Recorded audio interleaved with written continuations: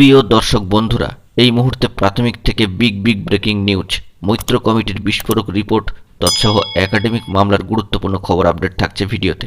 তাই এই ভিডিওটিকে অবশ্যই শেষ পর্যন্ত দেখে নেবেন ও চ্যানেলটিকে সাবস্ক্রাইব করে নিয়ে সঙ্গে থাকবেন। উঠে আসছে বন্ধুরা প্রাথমিকের ক্ষেত্রে বড় খবর, মৈত্র কমিটির দেওয়া বিস্ফোরক রিপোর্ট।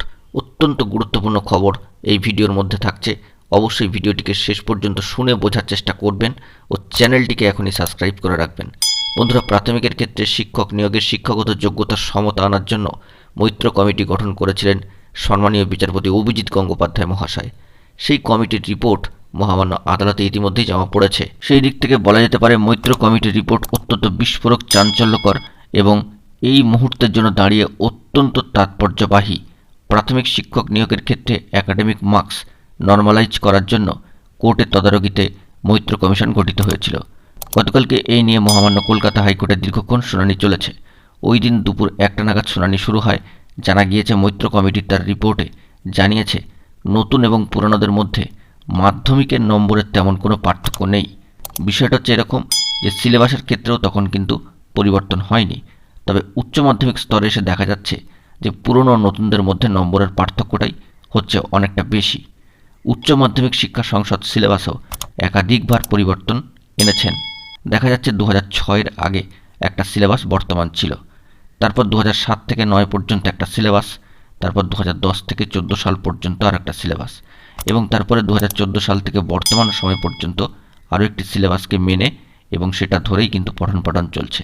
তাহলে 4-5 ধাপে এই যে উচ্চ মাধ্যমিক শিক্ষা সংসদের সিলেবাস পরিবর্তনের ব্যাপারটি, তা কিন্তু অত্যন্ত গুরুত্বপূর্ণ। সিলেবাস কিন্তু এক এক সময় এক এক রকম হয়েছে, অর্থাৎ অসম সিলেবাসের তত্ত্বটি উঠে আসছে। এইভাবে বারে বারে সিলেবাস পরিবর্তন হওয়ায় নম্বর বড় পরিবর্তন হয়ে গিয়েছে।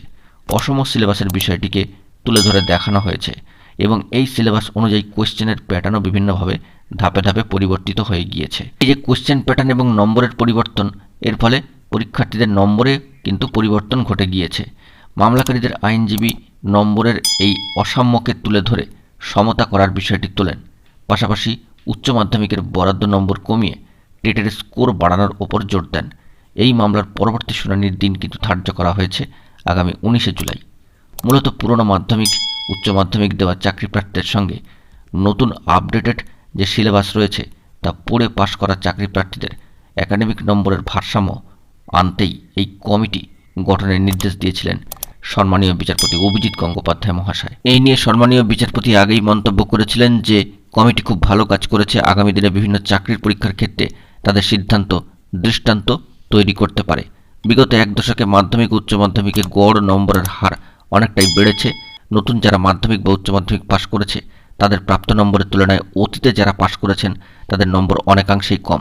তাই সেক্ষেত্রে পিছিয়ে পড়ছেন আগে পাশ করা যে সমস্ত চাকরি প্রার্থী তারা।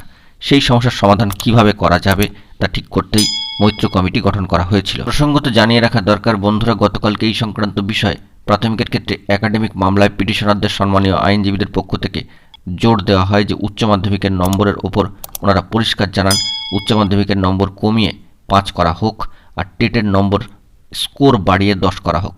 এটাই ছিল তাদের মুখ্য আবেদন।